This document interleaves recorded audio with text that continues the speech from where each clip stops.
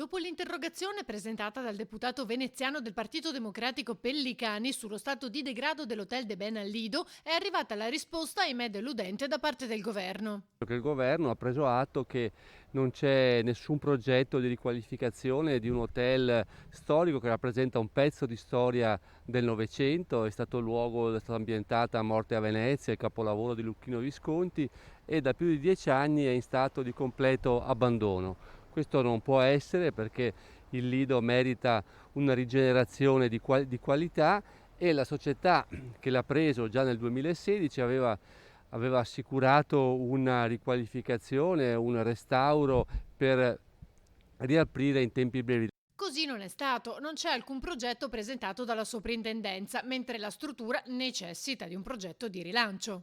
Credo che siamo tutti d'accordo sul recupero, bisogna che la società che adesso lo gestisce o proceda rapidamente con la riqualificazione, oppure che lo metta sul mercato. Ma io spero che la società Coima presenti quanto prima un progetto operativo con tempi certi di recupero dell'albergo.